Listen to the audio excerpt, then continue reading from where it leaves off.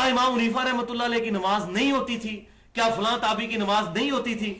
اچھا، اس کے بھی اصولی جواب میں نے 5 تیار کیے چھوٹے چھوٹے. پہلا اصولی جواب یہ ہے کہ بھائیو، قرآن اور سنت اور سلف کا اجماع یہ ہے مین چیز، اس کو ہم نے فالو کرنا ہے. اور قرآن پاک میں بھی یہی حکم ہے، فَإِن تَنَازَعْتُمْ فِي شَيْءٍ فَرُدُّوهُ إِلَى اللَّهِ وَالرَّسُولِ إِن كُنتُمْ تُؤْمِنُونَ بِاللَّهِ وَالْيَوْمِ الْآخِرِ.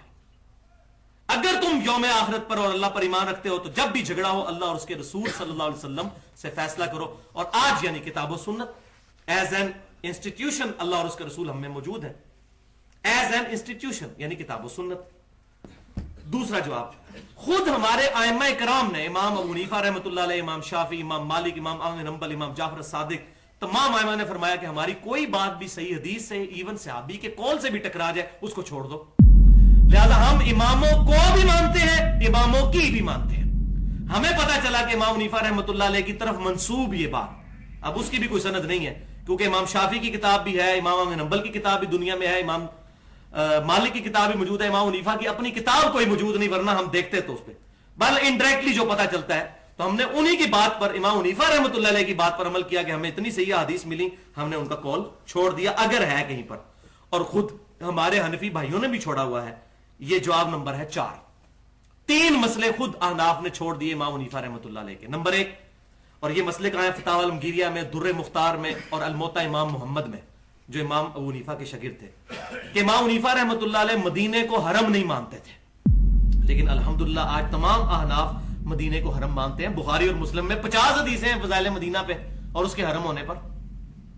دوسرا مسئلہ، شوال کے 6 روزوں کو وہ بدعت کہتے تھے.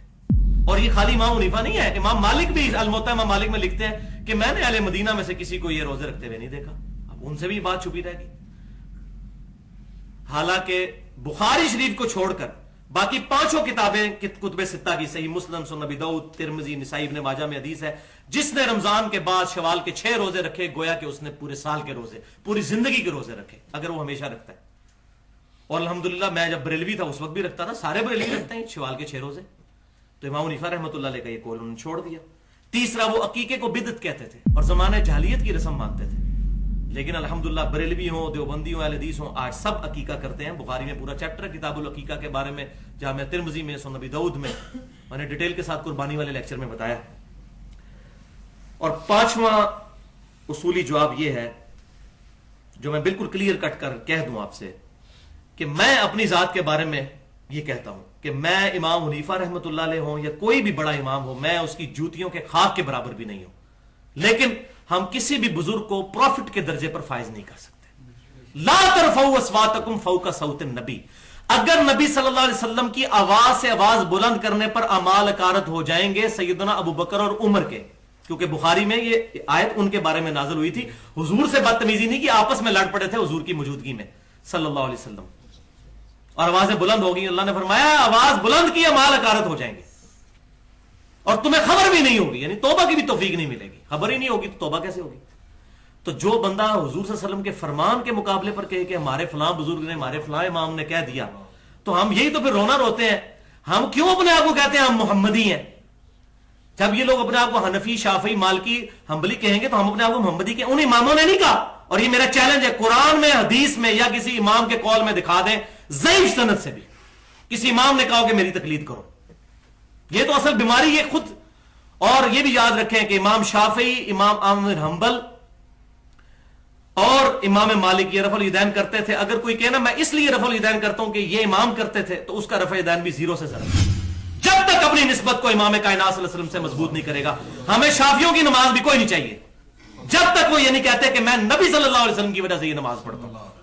یہ بات بالکل کلیئر ہے، کیونکہ قیامت والے دن ہمیں یہ نہیں پوچھا جانا کہ آپ نے امام حنیفہ کے پیچھے چلے تھے یا امام شافعی کے پیچھے یا امام مالک. ہمیں ایک بندے کی اطاعت کے بارے میں پوچھا جائے گا، وہ امام کائنات صلی اللہ علیہ وسلم کی اطاعت ہے.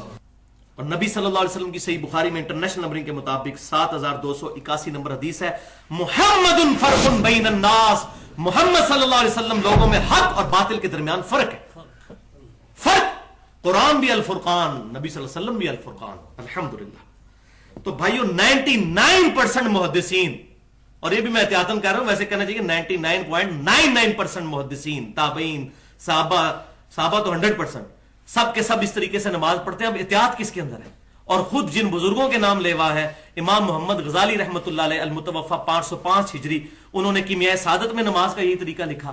شیخ عبد القادر جیلانی رحمۃ اللہ علیہ المتوفا 571 ہجری، انہوں نے بنیت الطالبین میں نماز کا طریقہ یہی لکھا۔ بریلوی، دیوبندی، اہل حدیث سب نے ترجمے چھاپے ہوئے ہیں، وہ خود پڑھ سکتے ہیں۔ اور خود شاہ ولی اللہ دہلوی رحمۃ اللہ علیہ المتوفا 1176 ہجری، انہوں نے حجت اللہ البالغہ میں لکھا، اور اس زمانے میں تو آپ کو پتا ہے رفع الیدین کرنے کا مطلب تھا گاٹا اتار دیا جائے، تو انہوں نے ڈرتے ڈرتے ایک جملہ لکھا کہ رفع الیدین کرنے والے مجھے نہ کرنے والوں سے زیادہ محبوب ہیں، کیونکہ یہ احادیث بڑی مضبوط ہیں۔ اب آ جائیں جناب آخری کنکلوڈنگ پوائنٹ کی طرف، پوائنٹ نمبر 8 کہ صحیح بخاری اور مسلم کی متفق علیہ حدیث ہے۔ اب یہ دعوت، پرزور دعوت میری طرف سے، تم میں سے کوئی شخص اس وقت تک مؤمن ہی نہیں ہو سکتا جب تک کہ میں اس کے ماں باپ، اولاد، سب لوگوں سے بڑھ کر عزیز نہ ہو جاؤں۔ لہذا نبی صلی اللہ علیہ وسلم کی محبت کا تقاضا یہ ہے کہ معاشرے کی شرم چھوڑے اور معاشرے کے بت گرا لے رفع الیدین کر کے۔ یہ روایت تو کوئی نہیں ثابت، لیکن یہ جملہ ٹھیک ہے۔ معاشرے کے بت گرا دے رفع الیدین کر کے، رکوع میں جاتے وقت اور رکوع سے اٹھتے وقت، اور اپنے نبی صلی اللہ علیہ وسلم کی سنت کو زندہ کریں۔ میں بھی 31 سال تک اسی طریقے سے کرتا رہا، پھر الحمدللہ 31 سال کے بعد تقریباً 28 مئی 2008 کو یوم تکبیر، جو ایٹم بم والا دن تھا، اس کے 10 سال پورے ہوئے تھے 1998 سے 2008۔ یوم تکبیر 28 مئی 2008 کو الحمدللہ مغرب کی جہری نماز سے میں نے سنت کے مطابق بخاری اور مسلم کے طریقے پر نماز شروع کی، اور یہ میرا اپنا ذاتی ایکسپیرینس ہے علی وجہ بصیرت الحمدللہ۔ اللہ کی قسم اٹھا کر کہتا ہوں کہ آج تک 5 سال ہونے کو آئے ہیں تقریباً، مجھے نماز میں رفع الیدین کا جو مزہ آتا ہے وہ آج بھی میں اسی طریقے سے فیل کرتا ہوں۔ اب یہاں پر بھائیو میرا ایک جملہ یاد رکھیے گا کہ رفع الیدین کرنا توحید کا قلعہ ہے۔ رفع الیدین کرنا توحید کا قلعہ ہے۔ رفع الیدین کرنا توحید کا قلعہ ہے، خصوصاً انڈیا پاکستان میں جتنے لوگ رفع الیدین سے نماز پڑھتے ہوں گے انشاءاللہ عقیدہ توحید ان کا ٹھیک ہوگا۔ یہ ایک لیٹمس ٹیسٹ ہے الحمدللہ۔ اور یہاں پر وہ بات بھی یاد رکھیں، جب میں کتاب و سنت کے منہج پر آیا تو لوگ اکثر یہ بات ہمیں بھی کرتے ہیں، آپ لوگوں کو بھی کرتے ہوں گے، اے جی پہلے بریلوی سن، پھر دیوبندی ہوئے، پھر جناب اہل حدیث ہو گئے، کتاب و سنت کے منہج پہ آ گئے، اوڑے قادیانی ہو جان گے، یہ اکثر کہتے ہیں۔ حالانکہ ان سے پوچھیں، ان کے مولویوں سے پوچھیں کہ قادیانیوں کو کبھی نماز پڑھتے ہوئے دیکھا؟ میں یہ چیلنج سے کہتا ہوں کہ کوئی سنی اصحاب الحدیث اہل حدیث قادیانی نہیں ہو سکتا۔ کیوں؟ قادیانی بغیر رفع الیدین کے حنفی طریقے پہ نماز پڑھتے ہیں، اہل حدیث تو اکثر ہوتے ہی رفع الیدین کی وجہ سے ہیں۔ یہ کیسے ہو سکتا ہے کہ وہ دوبارہ ادھر چلے جائیں؟ کیونکہ غلام احمد قادیانی خود حنفی تھا، ابھی بھی آپ قادیانیوں کی عبادت گاہ میں جائیں وہ بغیر رفع الیدین کی نماز پڑھتے ہیں۔ تو یہ ان کو یہ بتایا گیا نہیں وہ قادیانی اس طریقے سے نماز پڑھتے ہیں۔ دیکھیں کتنے بڑے بڑے جھوٹ، نہ کسی نے اندر جانا ہے نہ دیکھنا ہے، تو مولوی کی گڈی چڑھی دے گی۔